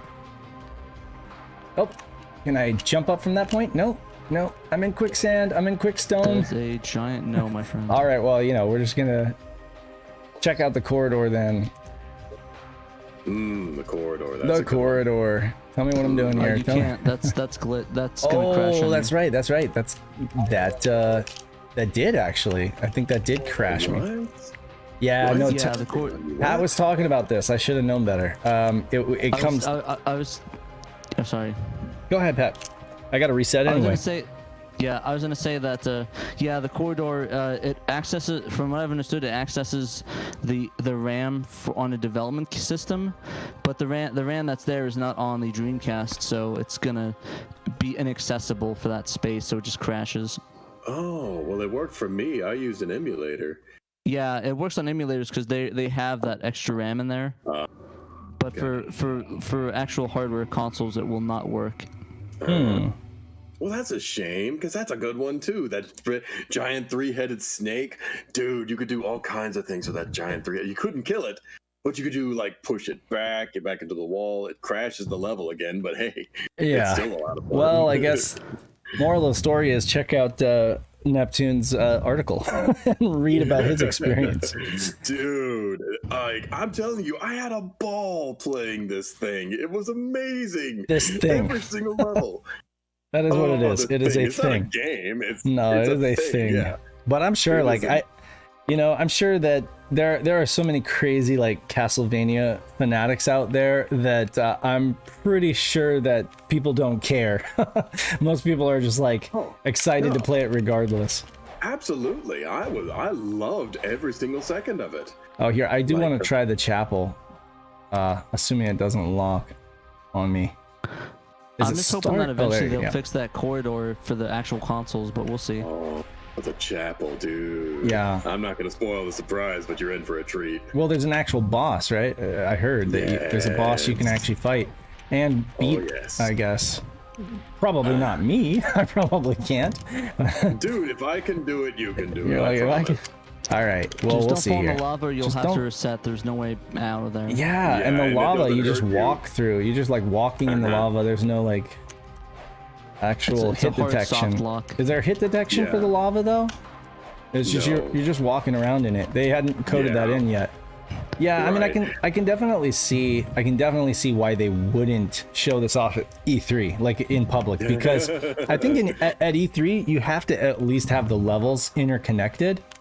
To it has to be like an experience that the end user can do without having to like figure it out on their own. That okay, I have to pause the game and load a different level. If you don't Let me have tell you that, about my- They try. Yeah. They tried to interconnect the levels. It just didn't work most of the time. It worked once whenever I went from the hall to the corridor. Oh, then I that's gotcha. it. Like, that's the only thing. from the hall to the Yeah. corridor. Yeah, I know. Pretty weird how they named these levels. Pretty much the same thing. I ever tell you guys my experience about speaking of E3 about when I was trying to play Marvel vs. Capcom Infinite. Yeah. Yeah, the whole thing where it's like every time we were gonna play that, all the systems would be crashing. Like for the PS4s, we'd always see like, oh, there's an error, and it just reset the console, and that was like happening continually throughout the day when we saw it played at different kiosk areas. Yeah. It was actually pretty funny and really foreshadowed how bad that game would have been. And of course, I mean, it bombed pretty badly. Yeah, no kidding. When you're fighting these snake skulls that breathe fire, do you just kind of like stand there and let them do damage to you? Like Pretty much. because there isn't it. like it doesn't seem like that you can really jump and attack in this game. Or sorry, can. in this thing. It does. Yeah. I don't get a good feel for it the way that you do with like the whip. I mean, in any Castlevania game, you have to be able to jump and whip at the same time. And Oh yeah. and like Super I don't Castlevania feel it 4, doesn't yeah. feel good. Like it doesn't feel like it works very well. I don't There's know. probably no input buffering with this. No, it's pretty bad. Like the controls are janky. Like they work, but they're not very well. Yeah, no kidding. Yeah, Paul, the E3 this was at, I think it was 99. The one that I did MVCI, that was 2017. All right, well, we got up to the top here, and we killed everybody. Now I don't know what to do. The doors are open, bro. The doors are Open. Like go downstairs. I got you. I got you. I got you. Door. Hey chaps, it's Slowboy here. Hey, how's it going? How's it going? Hey, Slow Boy, what's up? Hey, nice to talk to you guys. I did type it in the chat, but I saw a video by Mark from RetroCore, Yeah. and he said that if you plug in the second controller, you can do a heck of a lot of different things with each button, like get extra life. You can change the camera. Ah. So maybe, that's how you do try it. that out. Yeah. No. I'm in the lava. Oh, Oof. Thank you, platforming. that's not the door I wanted you to go to. Yeah, bro. that's not the I'm talking door. about the one on the other side. I gotcha. Is it? Yeah. You show anything? Say that again. Does the VMU show anything like a logo or anything? No, it just shows mode because I'm loading off the mode. Doesn't show anything. Which is that Derek? Who is that? That's C-Win. Oh, that's Seawin. So yeah, burnt ends, right? Yeah. Yeah. No. Yeah. So I guess they just didn't get that far, which doesn't surprise me. They didn't get very far with a lot of other stuff too. Yeah. Okay, I'm what- I need a chance to. I gotta check out this door you're talking about. No, that door right there. I mean, it was open whenever you were about to go downstairs. All right. But yeah, it's one of the few doors that actually works in this demo. Oh. But You I found the don't soft know lock how land. to activate it though. It kind of activates whenever it feels like it. Hmm. Have you all heard that legend has it there is a prototype Dreamcast version of GTA 3 in a vault somewhere at Rockstar? No, I've never heard of that. That's pretty. That's I did hear something. I heard rumbling about something about that. The same with Konami with the apparently there's a Metal Gear Solid build for the Saturn, but that's just like rumblings. It would be nice if they would have an And official yeah. Dreamcast release, maybe some high textures. Yeah, I maybe one day we might be able to see that like through a press build or something, but I'm not entirely sure. Also, I like this camera effect. It's like a on Wayne's World when they do the zoom in thing. Yeah. But yeah, go kill all those guys. Kill them. I was gonna Yeah, run you away. can Everybody. pretty much just kill all of them, go up the stairs, and start whipping candles. I don't know what actually activates that door, but something does. I don't know. I gotcha. Yeah. Oh, there's a key. I think if you whip them, you unlock key parts, and then it unlocks. If you kill enemies, there's gonna be a thing. I don't know if you see in the corner where it's like a little icon, and they made a sound effect like dome or something like that. Yeah. But usually Man, that's the frame rate on this is usually the just key. garbage. Yeah. Obviously. Keeping with its N64 heritage. Wait, what'd you say? It's in keeping with the N64 heritage. Yeah. Oh yeah, of being Garbo. Yeah. Oh hey, is that the key right there? Is that the key? Yeah, I Yeah, think you that's the key key. parts. I got the key. Nice. Okay, I didn't even notice that in my playthrough. That's pretty cool. Yeah. It's a little thing. You have to get like certain key parts. I was wondering what the heck that was for. I guess I figured out what that was for. I guess so. Yeah. So I didn't know that opened. I missed the. Weirdly Oh, enough. and I'm locked. That's just a straight up lock right there. Oh, wow. Oh yeah, that happens. That happens. I mean, it's a prototype dump. Yeah. I did want to bring up a comment that C1 said on the stream where it's like when we were talking about the bulk / the grading vocals. He's like, hopefully the English version doesn't do that. But personally, I think if he does that SHIRO edition, that might not be the case, right? Eh? Huh? Huh? Well, Oh yeah. I'm hoping we can do a. Well, I'll try with the all the girls that we hire, but I'm hoping what we can do is do a Craig Stadler version. That should be a thing. You should do that as an April. Well, that That's passed, but like awesome. a joke thing. The first But time yeah. you release it, just don't say Come anything. on. Just give us the Craig Stadler edition. Craig Just release the Stadler. portrait, replace the portrait or one of them as Craig. That'd be pretty funny. Yeah. An anime Craig Stadler. Let me see if I can switch see over to that something else. Hold on a second. Craig is my waifu. This opportunity, there's Hey. no like male navigator. Goddamn sexy. Fair. Japanese. I mean, it's a cool, kind of a cool concept actually. Like the whole. I think Japanese does a lot of that. Where it's like only woman characters. I think it's kind of neat. It's a cool concept, but Almost like a male navigator. He'd be like Goose in Top Gun. You could recreate that. you just like get all Tom Cruise's lines and for what he says. I'd be down for that. There we go. Why is he on the Saturn? Why am I on the Saturn? Because he wants to play a good Castlevania game. I want to play a good Castlevania game. Oh, so we're not gonna finish the demo. Nah. I mean, I played through enough of the levels for folks to see how broken it is, and if anybody wants to, go ahead. Oh, yeah, if anybody wants to, I mean, they have a link, they can download it too. Well, yeah, I mean, obviously, I'm not against it. Obviously, I mean, I mean, honestly, the ending is a little underwhelming. It's obviously, I mean, it's a demo and whatnot. Yeah. But it's pretty much just Medusa. And she comes out of nowhere and she spits acid at you and you just whip her. She sits there and you whip her. Just over and over and over again. And then she bursts into flames and then she becomes a big floating head and then you keep whipping her. Just keep whipping. And then it bursts into flames and I was like, okay, now her snake wig is gonna come up. No, I didn't do that. Okay. So then it actually had the orb at the end, like it used to in the old Castlevania games. I thought that was a really nice touch. Gotcha. I want to say Stuart said cool Death Stranding shirt. Pat, thank you. Love that game. Walking simulator for the win. Walking simulator. And for Fazelius? Hiking simulator? Climbing? Yeah, hiking simulator. But Fazelius said, is there a fan translation of Symphony of Night worth playing on Saturn?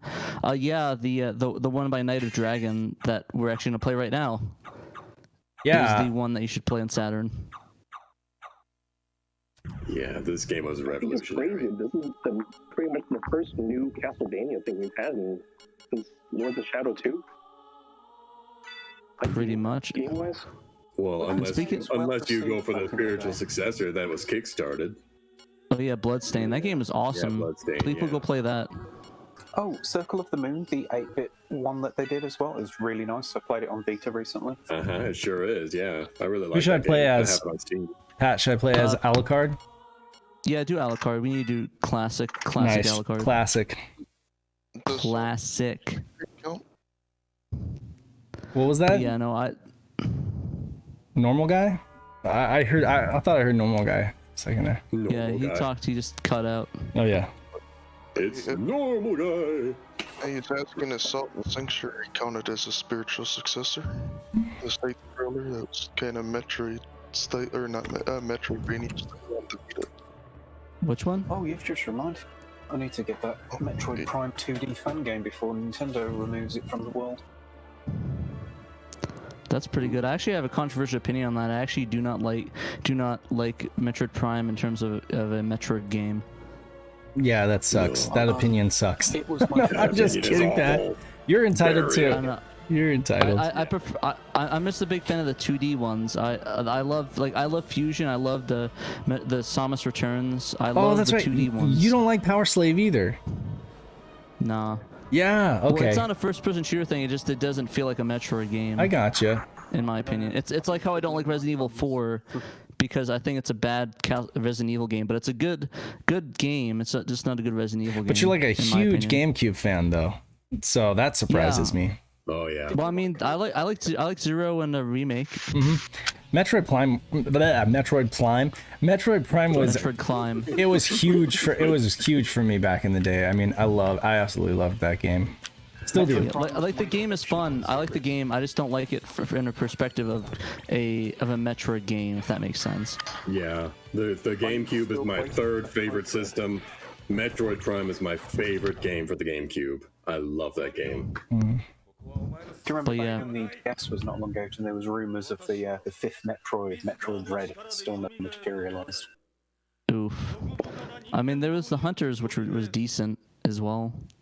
Oh wow, he changed the portrait again. With that silly little thumb nub that you'd wear so you could treat the touchscreen like an analog stick. That was kind of weird. It's a very compromised device, the first DS. Yeah. So What is a man? A miserable pile of secrets. Fresh out of high school, I thought that was it. I thought Sony was going to conquer the handheld market and blow Nintendo finally away, and somehow Nintendo parried that with this weirdo device that didn't seem to have any particular strengths except the software. And it still blew the PSP out of the water. And yet the PSP was a roaring success, you know, in raw sales. It's just the DS eclipsed everything. Yeah, man, I love the PSP. That's one of my favorite handhelds of all time. One of the games I loved on that was Metal Gear Acid. I was surprised about it. Oh yeah, on the PSP. But it's still a lot of fun.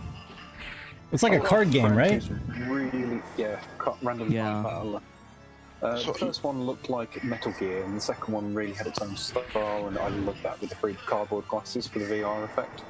So I don't know if you're disappointed or if everyone loves it, but Parasite Eve's third installment, third birthday, I thought it was phenomenal. Oh, third birthday. It's a good game, but it's a tragic letdown to the first. But then again, there was never a good sequel to Parasite. There was never. Wait! Third birthday is a Parasite Eve sequel? Yeah. Yeah. It's Parasite. I didn't not even know that. Wow. I didn't either. I was just disappointed we didn't get a console sequel and it went portable. Yeah, the PSP is so underappreciated for its time, though. It has such a good design, and it had some pretty damn good games on it too. Stunningly good graphics. I don't know if I can say this, but I am just talking purely market perspective. When it comes to format wars, back in the day, VHS won out because they got porn and Disney, but the PSP it got porn and it still didn't win against Nintendo's DS. Darn. Well, it didn't get Disney, so it lost. Yeah. I cannot confirm Obviously. or deny that I had a UMD of La Blue Girl. I can't comment on that, so I'm not going to comment on the stream. I did love having. I had like so many movies and films on UMD. Oh, I had Clerks, and I would watch that on road trips. Oh, dude, I think I was talking with Dave. That's like one of my favorite. That's one of our favorite movies, right, Dave? Clerks? Or Oh is that yeah. somebody else? Yeah. Okay. I just need to die From to. somebody else. Clerks 2 was awful. I hated Clerks 2. Oh yeah, it's the original. Yeah. It aged pretty poorly. Yeah, it really did. The last 5 minutes of Clerks 2 are so heartwarming, and I love how Kevin Smith was like willing to tribute to his own work. Yeah, it's ironic though. The first one was in black and white, and yet it aged way better. Yeah, but how can you go wrong with a little roof hockey? Yeah, that was pretty awesome. Yeah, that was. I still think my favorite scene from Clerks 2 is the Lord of the Rings one. If I had to pick one of the scenes, that was pretty funny. It was just more of him being a jerk. We have cleaning supplies. Yeah. That's my favorite line. Yeah, that movie was really... The movie Clerks, it aged really badly, especially a few of the scenes in there, which I'm not going to repeat on this show, so let's not do that. No kidding, yeah. But yeah, aged mega poorly, and yeah. But, I mean... I think I watched that movie like 12 times when I was in high school, the second one, but I do majorly prefer the first one, especially the Death Star argument, and the fact that that George Lucas even commented on that was pretty insane.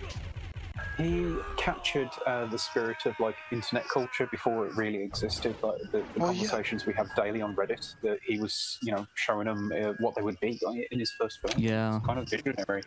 Well, it was insane. You got to talk to Stan Lee and Mallrats. I mean, the appearance of Stan Lee in that film was mind-blowing. Or Clerks, the animated series, was also phenomenal. Oh man, I love the animated series. That's like one of my favorite animated series of all time. It's great. Oh wow! I'm it so didn't mad. last long though. No, it didn't last long. The the funniest thing though was that store when I lived in New Jersey, that store was 5 minutes away from my house. No joke. Really? Like, You lucky duck. yeah, I lived right off of the highway from Leonardo. If you take, I guess I can self-dox myself because it's like 20 years ago. So good luck, guys. But yeah, my house was like right in Middletown. Tracking you and if now. you go down the highway, yeah, if you go down the highway a little bit, like literally 5 minutes, the store is going to be in this little tiny crevice in Leonardo. You have to like get into a jug handle and go across the street. It's really dumb how to get to that store, but it's incredibly small, and they literally just renovated it when I was there. But they kept everything like the VHS, the store, where the RST video, I think it was. Mm-hmm. Yep. But that was still there. I mean, it was shut off and shut down, but I mean, it was still there. The supermarket, the really nice guy that ran it too. He like lets people go behind the desk, take photos. He's really proud of him and proud of the attention that it gets to the store. Like, Wow. yeah. But yeah, so if you're in New Jersey, go to Leonardo, go check out that store. It's kind of cool. And then Kevin Smith has this like comic shop, Secret Stash in Red Bank, New Jersey. Look at me, I'm like a guide. But yeah, no, I can talk about this for hours. I used to watch that show, Comic Book Men, where they would feature the store prominently. Yeah. Yeah, I went there a few times. That guy, the main guy with the red head, he actually is a dick in real life. Yeah. Doesn't surprise me. The rest of them are really nice, though. Celebrities tend to let you down in person. I'm sure if I met you, you'd sound. I would bully you. I'd straight up just bully you. Sorry. I'd be like, sorry, I don't have time for you, normal guy. Get out of my face. No, I That's wouldn't do funny. That's ironic that your name is Normal Guy and you're talking about just Pat wanna like he's buy a your celebrity. I just want to buy Yeah. your merch, man. Why you gotta be No, you must buy all of my merch. No. Oh yeah, I forget they come up from the ground. No, I'm no celebrity, so please don't put me on a pedestal. I'm barely A pedestal? I'm barely an E rank in any celebrityness. I'm like, You're my favorite e-girl. I'm not commenting on that one. He hasn't got his Not OnlyFans up yet. And his bathwater Next sales. week. Actually, it's funny. Joe and I were joking about that from my other podcast, Spirit Hunters, that we get OnlyFans and we like do cosplay of like anime characters. Oh, you have It was one mostly in follower. jest. One follower. Normal Guy. He's gonna sub. Oh yeah, he's gonna sub for that. He's gonna see me. He's gonna see me dress up as all the famous bald men from anime. Krillin, Tenshinhan. What's the guy from Steins Gate that has the CRT apron? Whoever that. I forgot who that was, but him. Who else the famous bald guy from anime? Oh, Jet Black from Cowboy Bebop. Oh yeah. And there's And probably a couple others. the frame rate drops so much with these wolves. Yeah. The bald character of note. I'm not sure if anyone here has watched Redo of Healer, the controversial new anime. Which one? Redo of Healer. I haven't heard about that, but I'm interested. I need more recommendations. So. Fortunately, the first season is only 12 episodes, so it won't occupy too much of your time. Like I say, it's a little bit edgy, and by a little I mean a lot. And it has a bald character in it. Cool. Can you send me the link to that on? Just PM that to me on Discord, so that way I remember it, because I'm gonna forget if you don't. No props. Please don't judge my taste when I send you the link. Dude, I watch worse than that. Don't worry. I know what you meant when you said LA Blue Girl. So. This show So is genuinely kind of shocking in parts. It's picked up a female audience though, so it can't be all bad. Question for Pat. What? Well, Pat, you're a huge Castlevania fan, as I know, and you're a huge fan of the original Symphony of the Night on the PlayStation. Now, it's kind of popular or among like weebs, and I consider you a weeb to prefer the sub rather than the dub. But I believe the voice acting on the original PlayStation version of this game was phenomenal. If I'm not wrong. For the time, yeah. Actually, a lot of Castlevania fans I know actually prefer the dub over the sub version of this game. Weirdly enough. How do you feel about it? Because here we have the English subs and the original Japanese language voice acting. If I had to pick, I do prefer the dub of it.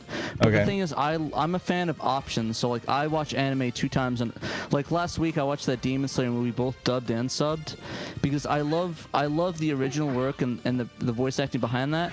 But I also love the interpretation and seeing how they went about interpreting these characters. And it's an art form in and of itself, which a lot of people are sort of in the middle about, but I actually really like that, that element of it where you can appreciate both the art forms of it in different ways. And that's why I love listening to dubs a lot, because it has that element of it. But usually if I watch an anime and I really like it, I'll watch both the dub and sub. Gotcha. But the Cowboy Bebop's the only exception where you don't need to watch the sub, just watch the dub, because the word of God says, yeah, the dub is the definitive version of it, the guy Right. who made it. Mm-hmm. So yeah. Ghost Story is just the best dub. Oh yeah, Ghost Stories is also, I guess for the people that don't know, if any of you watched like any of the abridged series like Yu-Gi-Oh or Dragon Ball Abridged, basically the company that got the rights to this anime called Ghost Stories basically went out and the company that licensed said, oh yeah, you can do whatever, just keep the story elements in there. And because the anime bombed hard in Japan, they basically just filled it with pop culture references, a bunch of cursing, like really offensive stuff in there. Like it's like a South Park for anime, and people refer to it as the official abridged series, where people actually got paid for it, and it's by like real official voice actors for anime. Like you got people, a few famous annoying names I can't remember off the top of my head. I think one of them did Ed and Full Metal Alchemist.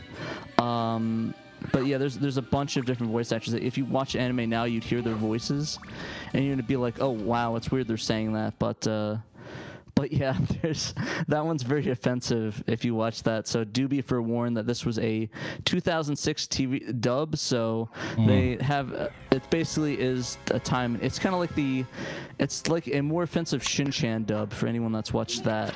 Oh yeah. But yeah, that one's a good one. But yeah. Actually, one Castlevania anime game that I think everyone should try out is it's called Record of Lodoss War on Steam. Oh yeah. It basically is a Symphony ripoff, and it's so good. I'm quicker with the short sword.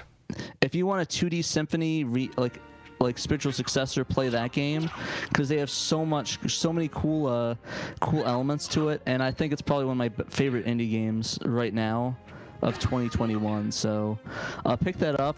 I think it's technically an early, was it the early release? So I don't know exactly how that entails. I think they just did that so they don't have to put in English voice acting right now. But I think when they do the official release, it should have it. Yeah, there's also a Record of Lodoss War and Dreamcast. I've actually never played that one, unfortunately. Oh yeah, that's what Strange anime. I'm sorry. What were you saying? It's just that it's a bit of a strange anime. I've caught bits and pieces of it on TV from time to time.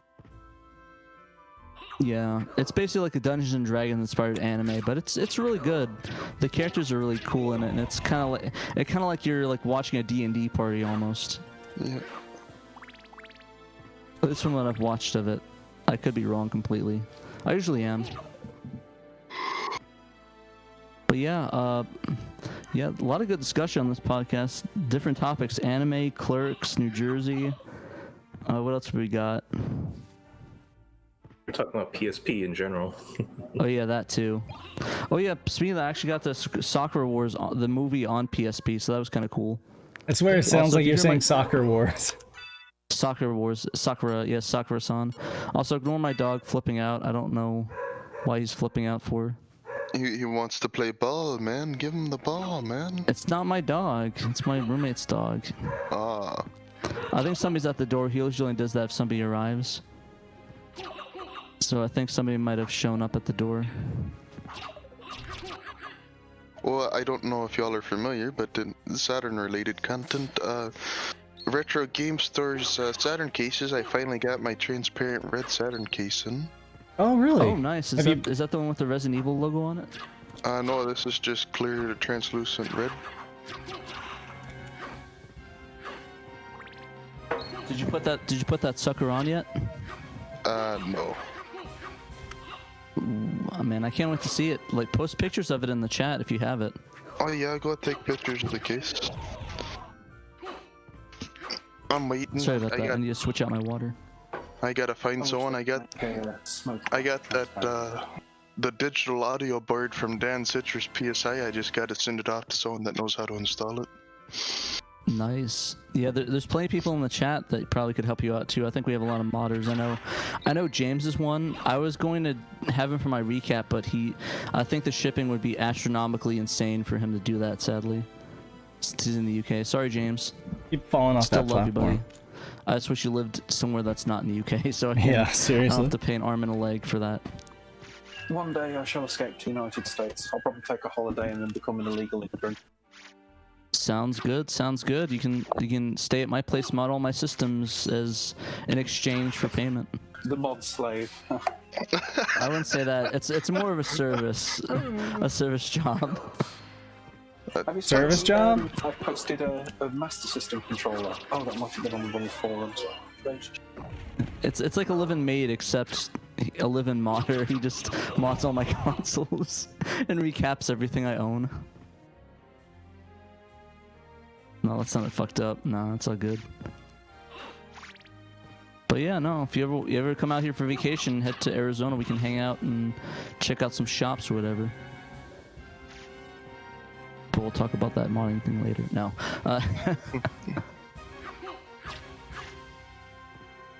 Football.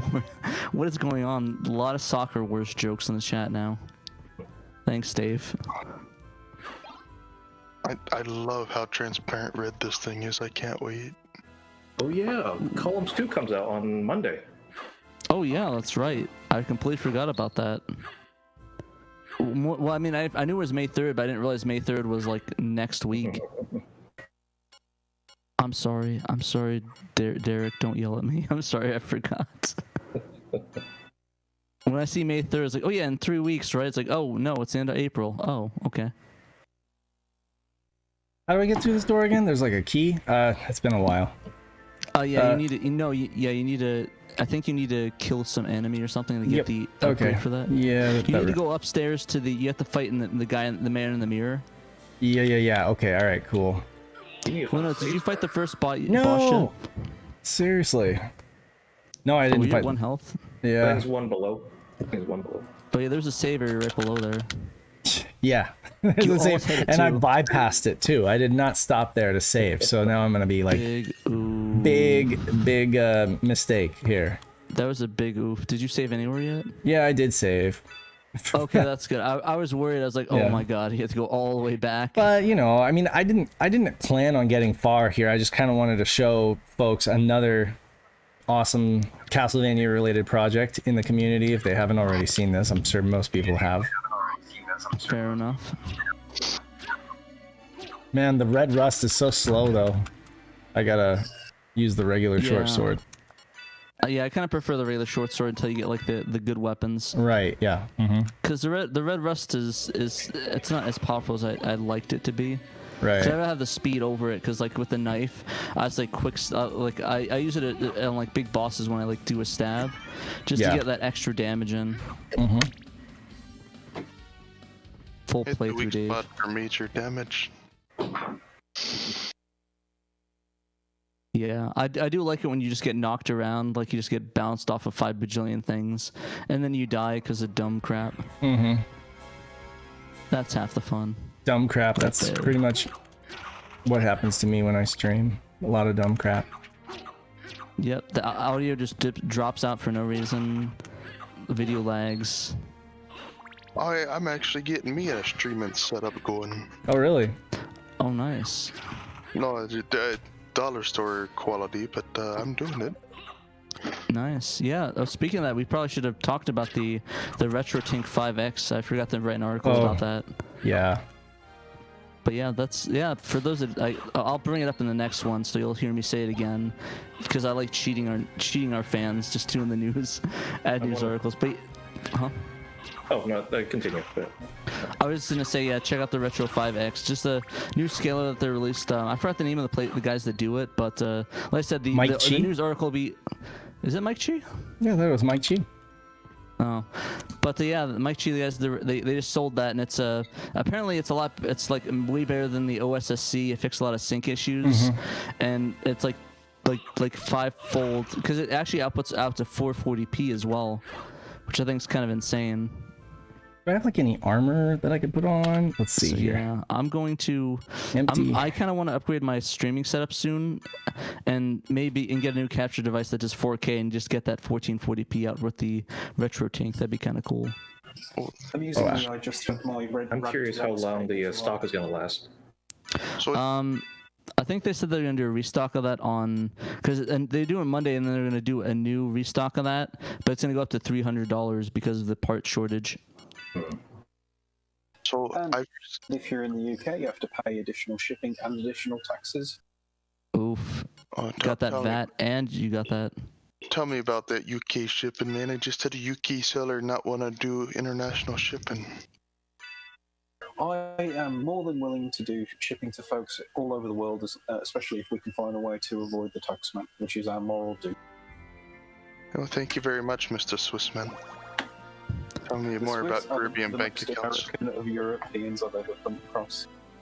Well, like the famous George Harrison said, let me tell you what you should. Or no, there's one for you, 19 for me. That's what the quote is from the Taxman song. Yes, let's split it 50-50. 50 for you lot and 50 for me. I am poisoned.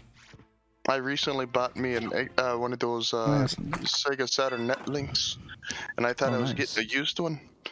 And it showed up from Japan, and oh my god, it was new old stock. The box had never been opened. The discs and stuff inside it are still sealed. Yeah, some of those you can get some insane deals on Amazon Japan. Like, I actually just bought a Sakura Wars 4 collector's edition with it comes with the music box and the VMU. So I'm excited to get that. And I think C1 told me about that, and I was like, damn, let me go get that. Yeah, I was dumb and didn't pick up the special edition. I just picked up the VMU. Fair enough. Yeah, I think I won the auction for like $40 or something insanely cheap. Yeah, that's cheaper than what I paid for it. Yeah, shipping's gonna kill me though, sadly. Come on, die. You can just avoid them. That's true. I guess that's true. You just avoid them. Why do it take so many hits? He cheats. I wonder if the glitch from the PS1 version still exists in the Saturn version, where you can skip past death and you can keep all your original equipment. I never really thought about that. I'll have to look that up. I maybe, but like it's coded differently, so maybe they patched that out. But no, that's a good. How are we doing on time? Yeah, I gotta get my baby up from her nap. We got like 5 minutes. So yeah, we can probably. I should probably wrap here. Yeah, she's sick too, so I really need to like go tend to her. Make sure. Yeah, she's on the way up though. I'm on the way down, and I can feel it too. So it's like, I was telling Pat, I just want to be like on the other side of tomorrow, because tomorrow's gonna be it for me. That's gonna be the worst when I wake up. Don't worry, next week you'll be good as new. Yeah. Hopefully, that is the plan. And then like later on in the month, I'm gonna be going to Hawaii. If everything goes to plan. So Pat and somebody else is gonna be piloting the show. So you gonna check out some of them import shops over there?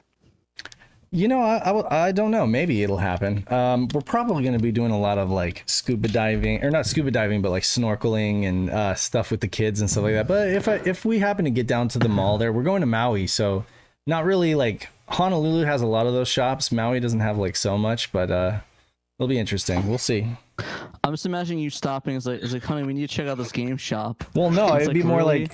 like we go to the mall there in Lahaina, and she goes her way, and I'll go mine, and I'll just end up. I'll be like, you know where to find me.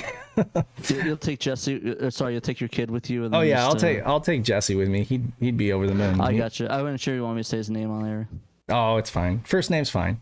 I don't care. Gotcha. Just take Jesse with you and just like. I'm not gonna put him in get front of some the camera. games. Yeah, but yeah, no, that I'm sorry. I wish I could have played more of this game, but hey, at least it like the transition. The transition between the menu is like super quick. That's awesome. Everything's translated. I think does it when you go past those CD loading sections, if you have a RAM card in, does it actually load faster? Because I haven't actually seen that. No, that's the other version, I think. Okay, which he also worked on, which Night of Dragon also worked on, or was that somebody else? That was that Chinese guy that did that. Okay, and then people tried to like get the two patches to work together, right? And they just break each other, right? Yeah, in all honesty, there's not. I think it's a lot of it's placebo based. Yeah, that's what I heard. Is it's a placebo. Yeah, so the only thing that they want to incorporate is that map shortcut, but I imagine Night of Dragon's working on that. Yeah, for sure. But we'll see. Yeah, we'll see. But yeah, in the meantime, who else do we have in the stream still? Who do we have in the voice chat? You guys want to say goodbye to everybody? Thanks for joining us. Famous last words. It's been a pleasure as always. Yeah. Normal guy saying bye-bye. All right, normal guy. With a link to the anime. Yeah, we had normal guy, James, we got Slough Boy, and Xenos Interactive. Yeah, thank you guys for joining us and dropping in on the voice chat. And who knows, we'll see what we always start off every week thinking that there's not going to be a lot of news, but we'll see what happens by Friday. All right, later, guys. Later. See you, Pat. All right. Getting those credits rolling.